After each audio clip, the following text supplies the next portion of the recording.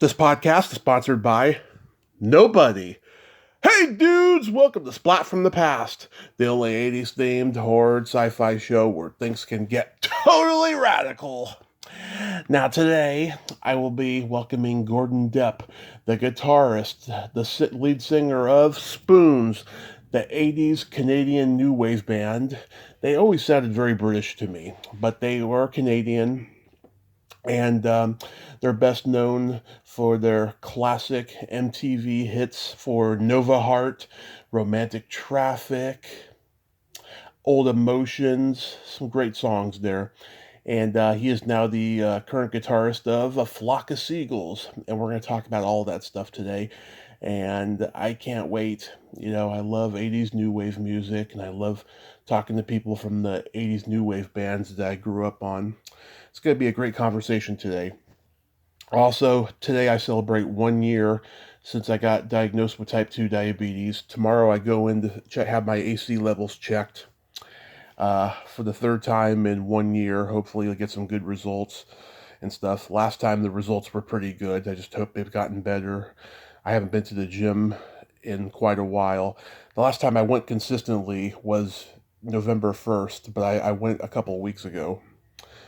So hopefully everything's okay. Also, too, I'm not going to mention this person's name, but I was in the middle of getting a podcast interview scheduled with an 80s movie, a teen 80s movie actress. I won't say her name. She she wasn't popular, you know, but she was just like, you know, a supporting player in 80s teen movies. And we were about ready to get the whole interview scheduled. And then I sent her my bio, and then she blocked me, and I don't know why. And I'm just so upset over that. That is just so damn rude. I don't know why she did that. So, fuck her. So, yeah, here is my interview with Gordon Deppe. Hey, Gordon, welcome to the show. How are you today? Oh, thank you. I just got in just under the wire. It's been a stressful day.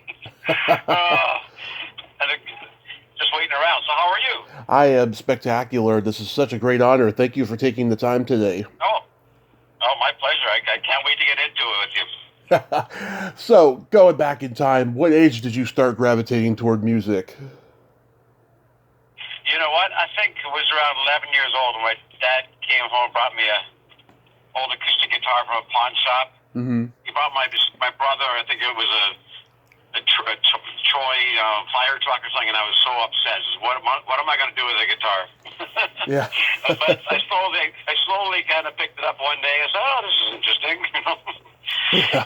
The rest is history, I guess. I started writing songs pretty quick. Yeah, who were your guitar heroes growing up?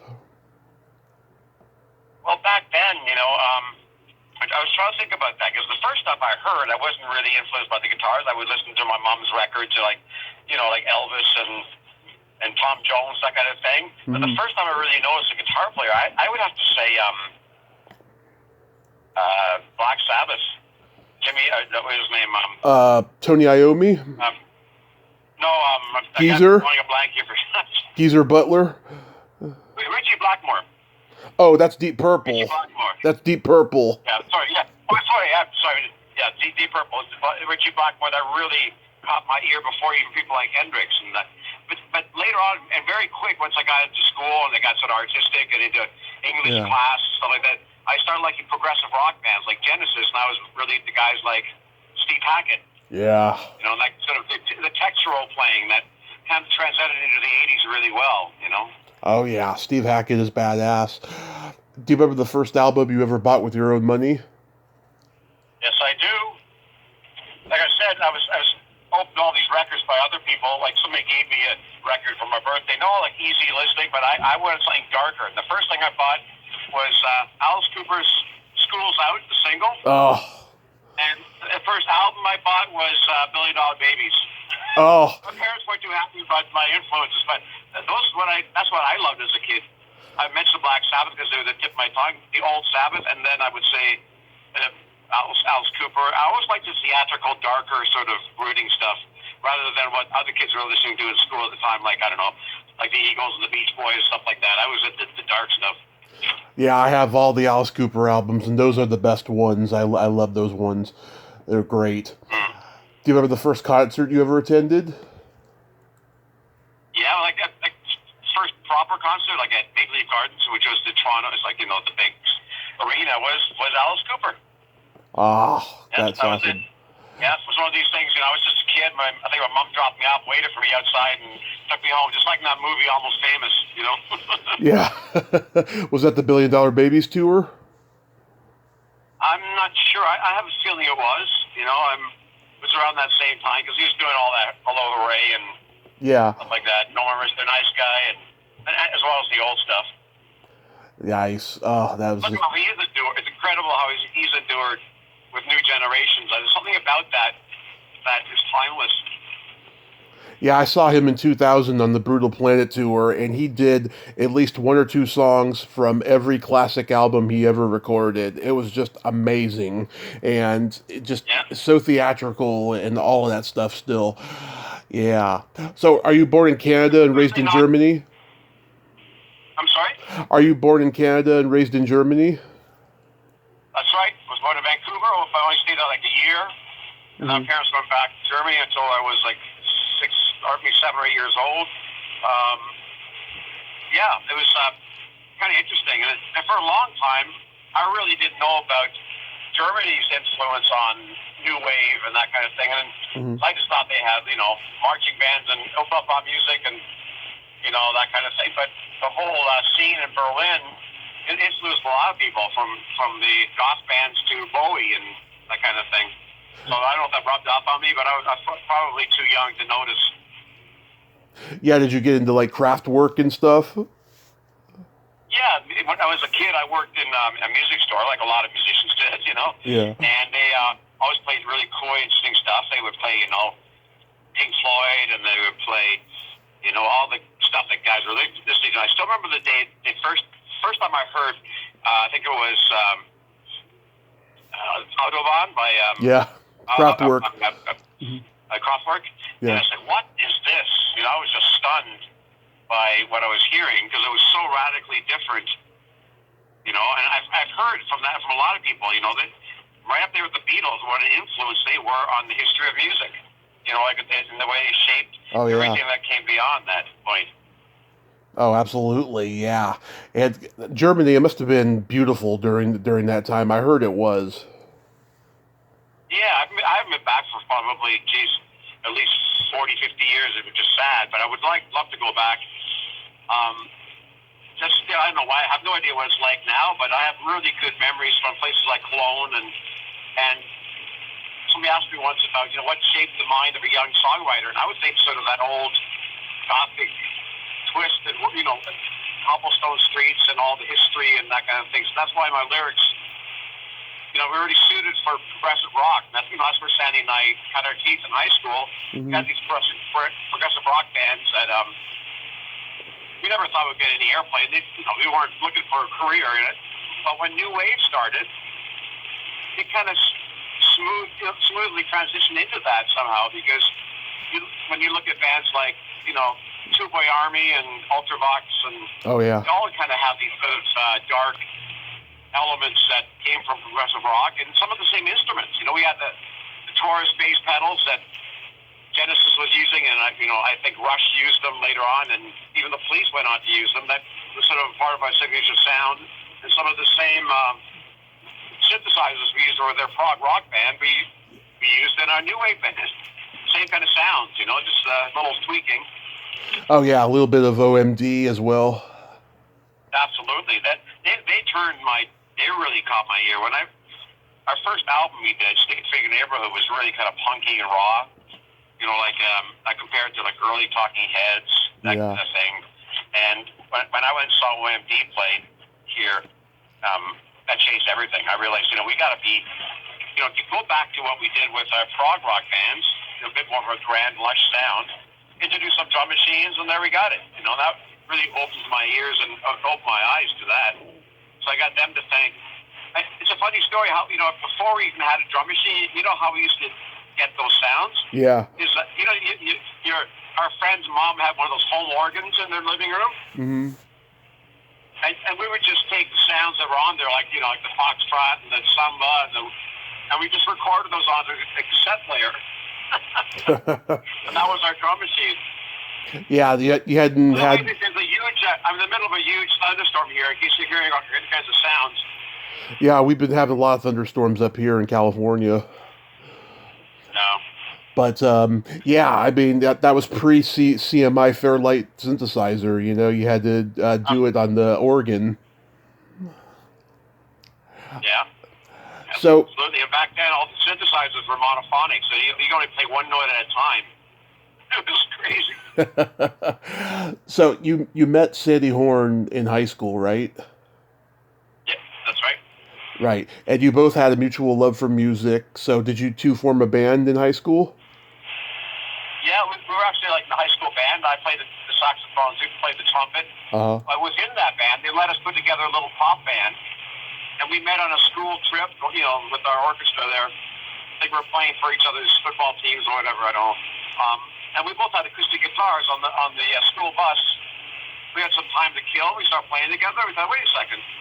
If you play the bottom notes on the acoustic guitar, that could be like a bass, Mm-hmm. And I kind of went from there. And it was very unique back then to have a girl bass player. I think the only other one that was doing it was like, what's the name from Talking Heads? I really forgot his names today. Tina Weymouth. Yeah, Tina Weymouth. That was Yeah. the only one I could think of at the time. This is way before a lot of other ones that came after that. Of course, in the old days, there were people like, what's the name, who did all the Cutting Crew stuff, the recordings with the... Oh, the Wrecking Crew. Yeah, what's her name? The Wrecking Crew that did all the... she did all the signature bass lines like... Karen Kay. Walking. Yeah, there you go. Yeah. Yeah. She was one of the first pop rock or new wave, bass players I remember. Yeah. Did you guys get to play the prom? Not the prom, but we played our final high school concert.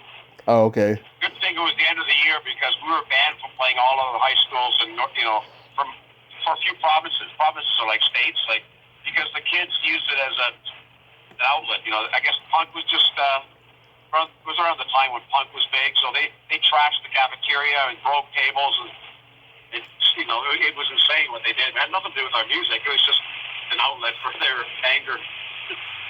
But it was the best thing that happened to us because we immediately went front page in the local music magazine for causing this riot. Wow. Yeah. We had nothing to do with it. I'm sure they still talk about it to this day. Yeah, some of them. Our principal wasn't very happy. He had us banned for a while. Yeah. So we made it big, and he actually had the gall to call us up and say, "Hey, can you play my other high school and give me a deal?" After he had us banned. Yeah. So how do you beat the other two, Rob and Derek? Derek, the drummer, was in our school, Mm-hmm. but he's actually triplets, so we knew all three of them. It was very confusing.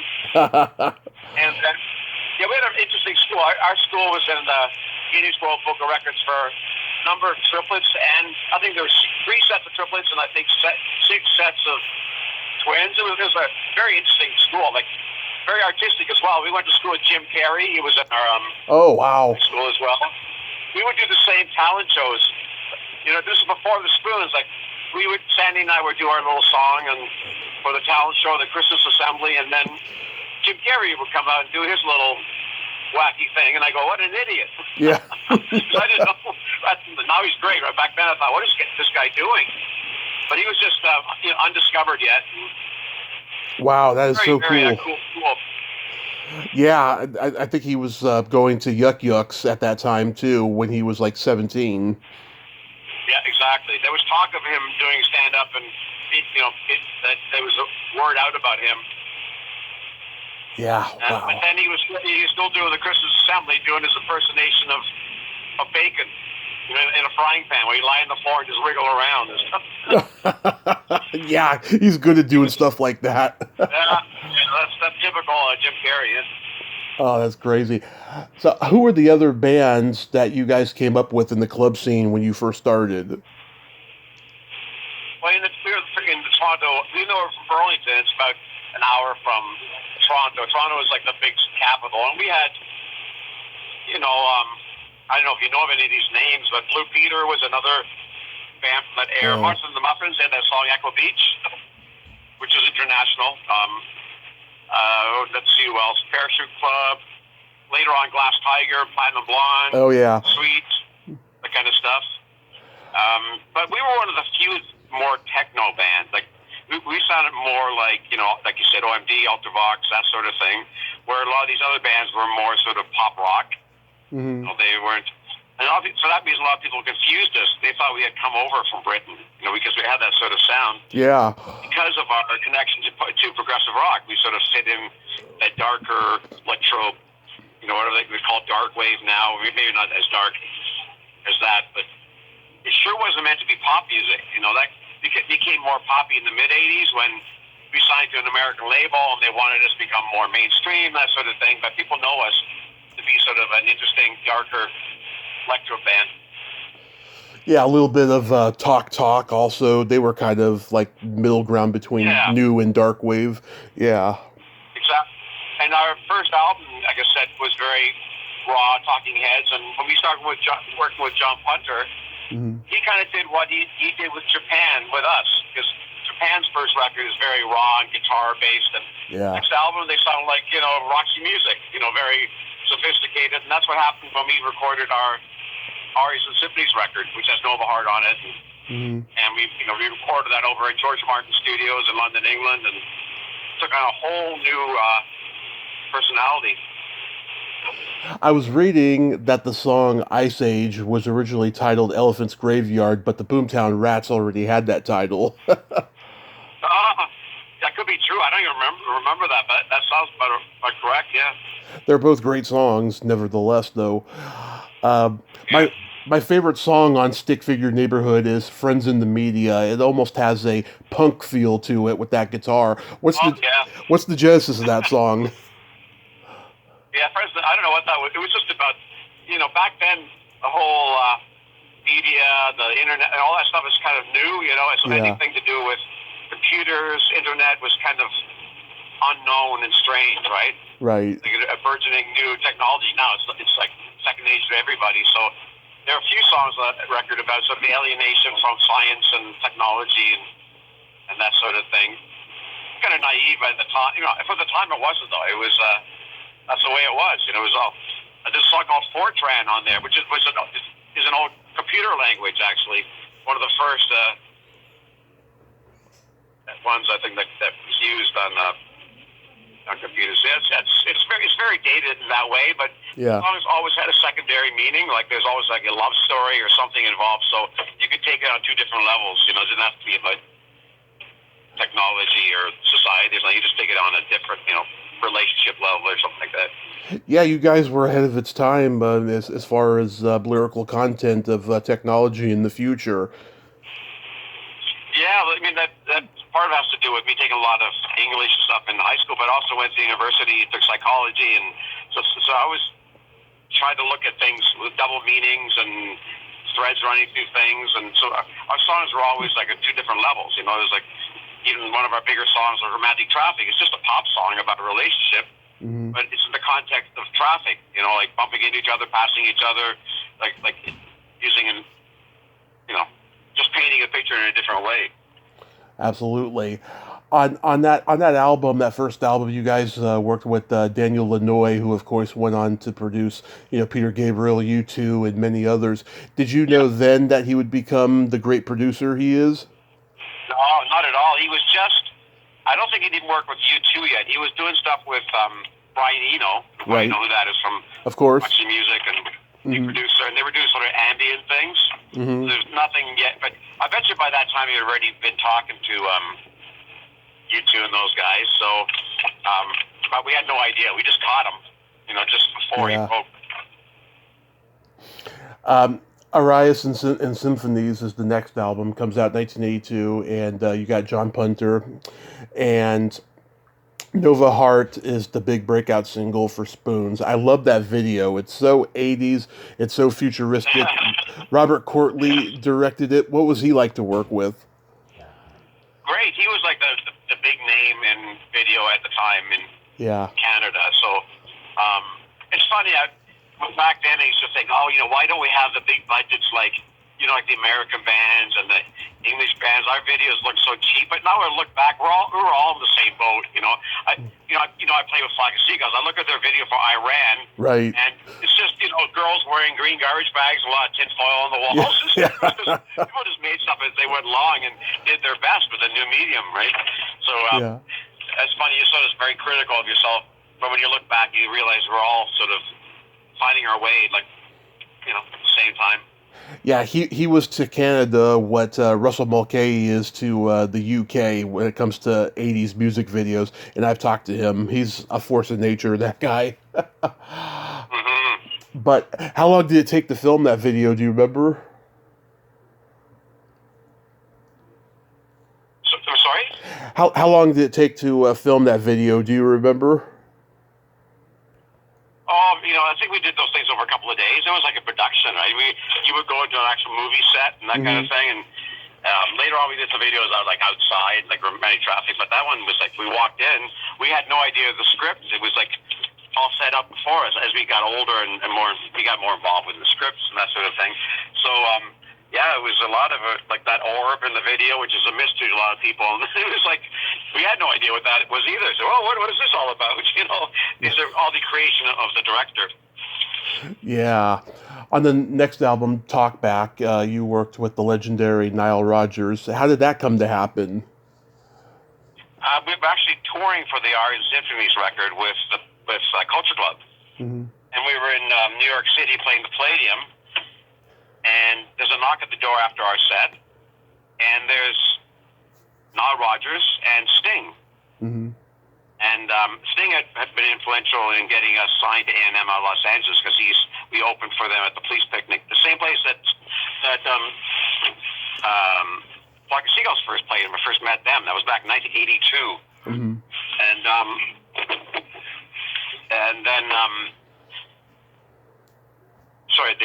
they came back. There's a knock on the door. This Sting, there's Nile Rodgers, and our manager says, "Somebody here to see you." And we're a bunch of kids, and they're saying, "Oh, it's Sting." It's we didn't realize the gravity of what was happening there, because we were just sort of young. And now when I think about it, it's incredible. And Niall said that he had come to see Culture Club, and he wasn't that overly impressed, but he wanted to work with us. He didn't even know who we were, but he said there was something interesting about us. And to me, it was like, no, Rogers, that it has nothing to do with us, because he came from a funk kind of background, R&B beat, working with people like Donna Summers and Chic, and I didn't really see how that would work. I thought, we'd work with John Punter doing British bands and, doing Roxy Music and the Reflex and Japan, that sort of thing. That was more our style. But then I heard that his next project was the David Bowie album, the Let's Dance record. Oh, yeah. And I thought, well, wait a second, that would work. So we decided to work together, and probably made two of our most successful records with him, and it ended up being one of the best things we ever did. Yeah, and oh my God, the fact that he wanted to work with you guys instead of Boy George, that's saying a lot, because Boy George is a very underrated songwriter. Just the way that he comes up with clever wordplay in his songs, Oh, yeah. Yeah. Absolutely. Go ahead. Go ahead. I was going to say, what's Nile Rodgers' process like compared to John Punter? Well, at the time, Nile was like royalty. He was. I remember coming to the studio like in a three-piece suit. Yeah. We're thinking, wow, who's this guy? And he had an engineer kind of move the buttons for him. He just sat there, sort of with his arms crossed, very regal. It's like, wow, what. But it worked. I met him, many times since then. After he's, battled cancer and he's out again, and he's a totally different guy. He's all smiles and big heart. And oh, yeah. He probably was back then too, but he had a persona, like a cool guy, But now he's just a real wonderful human being. So he was more sort of the quintessential cool producer guy, where John Punter was just like Uncle John, When we recorded over in Wales and for the Vertigo record, and then in London for, it was like, yeah, we do a song, then let's go down to the pub and have a pint, you know, like it was like hanging out with the boys, and every producer we've worked with, their personality really kind of affects how you work sometimes too, right? You know, we work with Bob Rock, Mm-hmm. the record with him, we worked with some really good people through the years, and it's like the location, you know, whether we record in New York City or in London, England, or Wales. We recorded at Rockfield Studios, the same place they recorded Bohemian Rhapsody. If you see the movie, that's actually the studio. So it's an old horse estate in the countryside. But each one of those, you can imagine, you know, if you're downtown New York or you're in the middle of fields with sheep and castles, how that kind of seeps into the music a little bit. Absolutely. So it does. Yeah. So it does with the producer. You know, their vibe is sort of part of. You're like a sponge when you're in the studio in a way. Mm-hmm. Was Bob Rock an engineer for you guys? Yeah, he was. He pretty well produced it, because the guy who was between him, Tom Tremousse, the guy did together, but he kind of mixed it and stuff in Little Mountain, and I guess he's famous for what did he work with, like Bon Jovi and stuff like that, like this whole other thing. So more of a rock world. But by that time we were signed to Anthem Records and SRO, which is Rush's label and management. Oh yeah. You know, that was after the Talkback record, where we kind of changed different. And it was kind of strange, because in Canada people went like, "What are you guys doing?" But because of it, we sold more records in America. So it was kind of the right decision in one way, and not the right one in the other, depending who how you looked at it. But that was Ray Daniels, our manager, who managed Rush and stuff. He had a vision for us, and it kind of worked. You know, we're doing arena tours with Survivor and stuff like that, which is really our realm. You know, Survivor. We used to be in the fans, opening for bands like Simple Minds or The Police or OMD, and all of a sudden Survivor. But it worked. You know, we had the whole arena thing with the lighters up, and it was a totally different world. But we sort of fit in.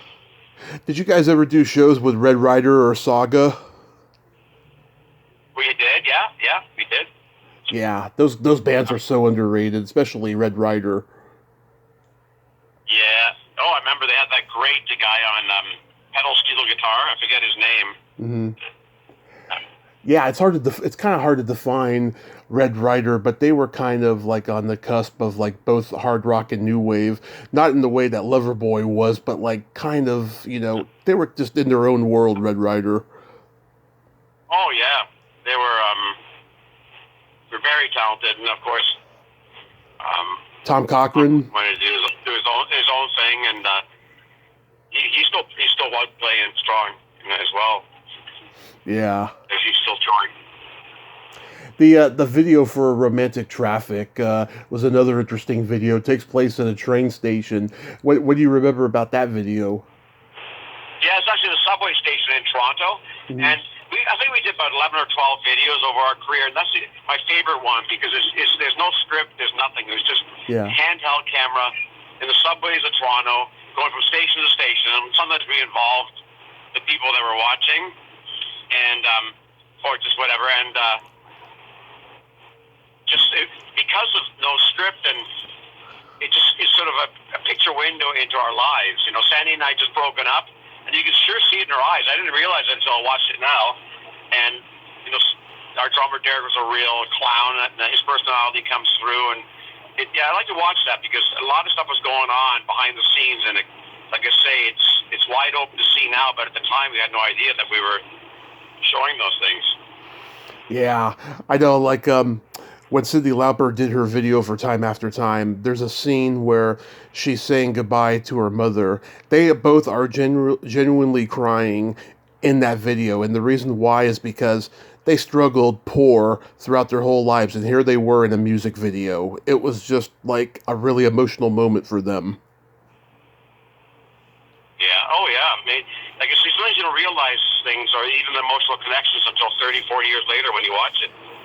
It's each one of these things, videos, albums, they're all little time capsules of your life, at that period. Not just lyrically, but what you're going through at that time, and in your personal life, your family, your career, whatever. So you watch one of these things, suddenly it all comes rushing back sometimes. It's a good and bad thing to have, we're kind of lucky to have those.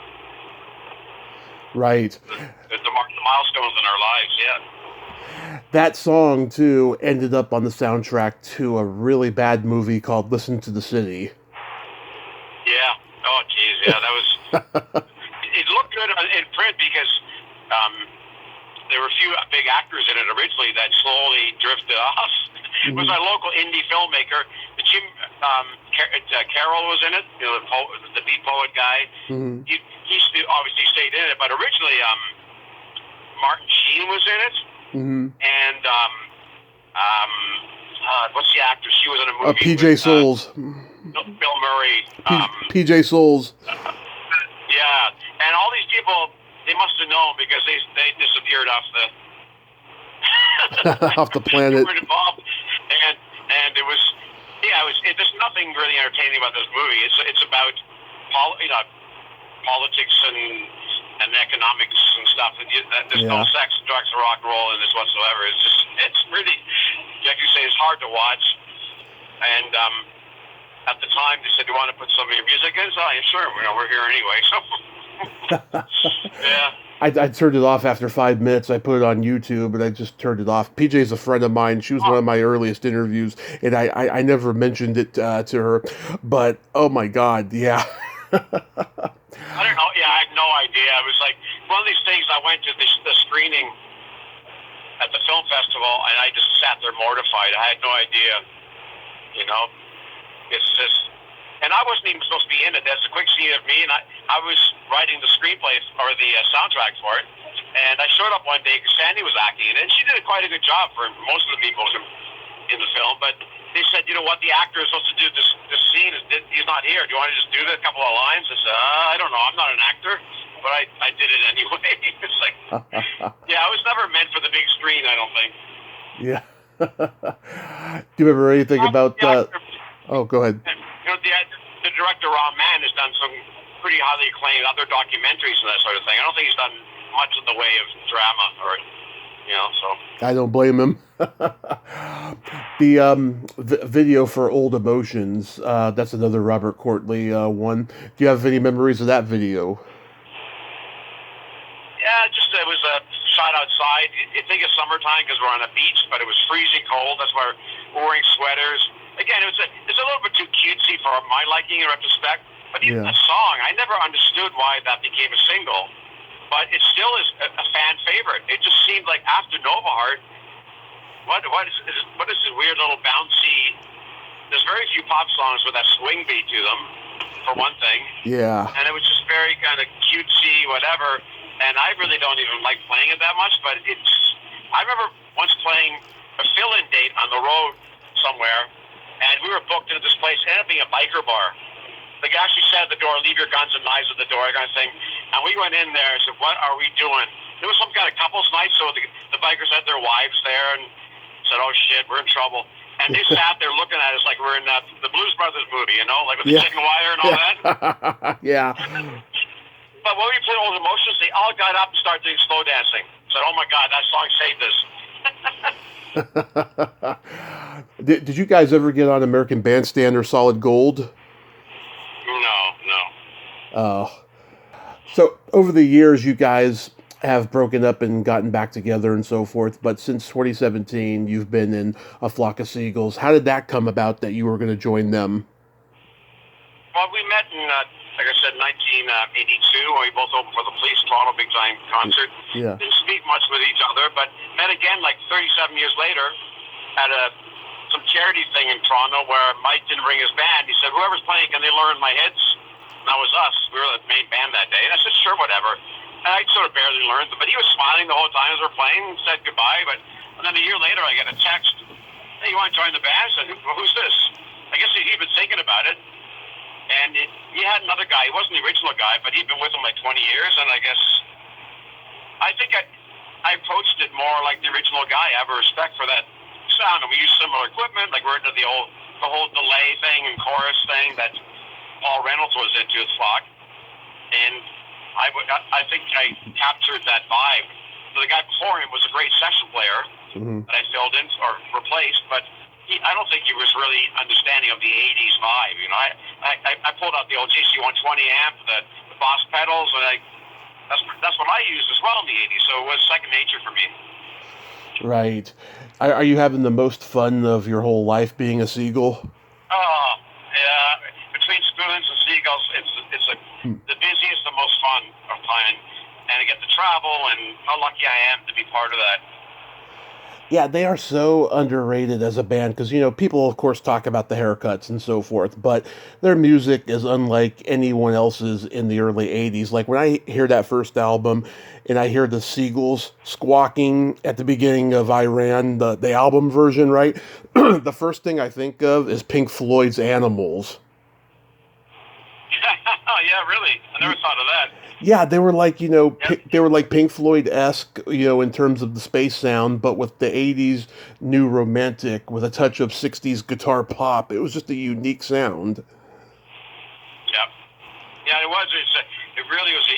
And I say that now too, because we're all getting older, and Mike's, he's going to be 71 this year. Hmm. But when we play, I've seen some other older artists. I went and saw Randy Bachman recently from the Guess Who, and they're Yeah. getting older, and it's nice adult contemporary. But the Flock stuff is still really kind of edgy and raw, which I love. And nothing's on tracks; it's all live. Right. It's like a four-piece rock band, like full volume, like loud, insane. It's like being in a band like when you were a kid. It's like it's still relevant and raw. It's great. Yeah, Randy Bachman. Oh my God, what a great guitarist he is. Oh yeah, absolutely. And I'm not saying anything against him because he's great, but he's more aging. But this music's sort of more adult contemporary, and he's doing it acoustically now, and sitting in a stool, which is great. That's what you expect from somebody his age. But Mike's he's still kicking it. We just go out there and just he's got the loudest monitors, the stage volume. I think he's got as loud as AC/DC or Nazareth. It's insane. Yeah, the same, energy and all of that.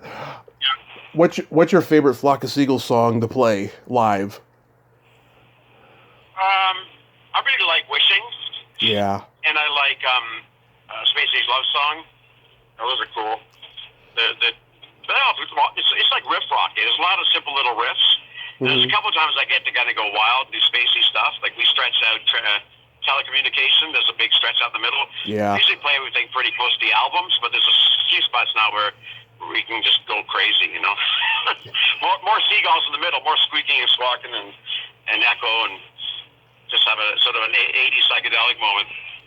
Yeah, I noticed you guys don't play the heartbeat like a drum era. Are they like embarrassed by that era because it was such a departure? No, not really.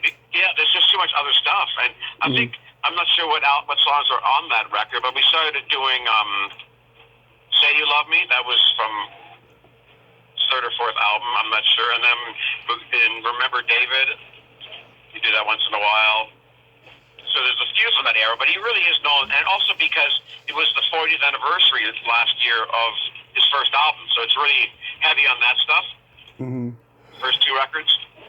Yeah, because I'll tell you, I discovered all you guys on VH1 The Big 80s back in the 90s when I was a kid, right? And I remember, seeing the early Flock of Seagulls videos and then seeing the videos that they did in 86 from that album and going, wow, Flock of Seagulls departed. They became like the Thompson Twins or something, They just, they kind of conformed, and then they broke up not long after that.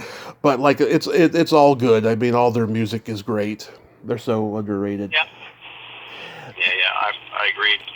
So, do you have any upcoming projects or shows you're playing?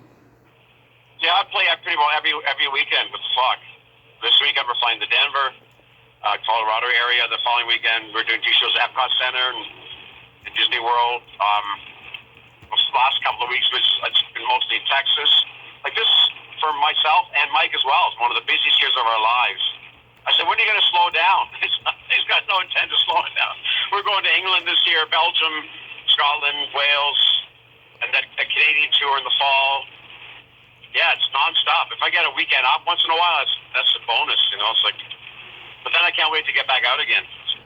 Yeah. And I have to squeeze a few spoon shows in there too, which is, and sometimes if I'm lucky, we do them together. We have some shows coming up where it's spoons and Flock of Seagulls.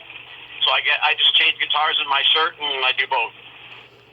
Yeah, are you guys like co-headlining with other 80s new wave bands from that era?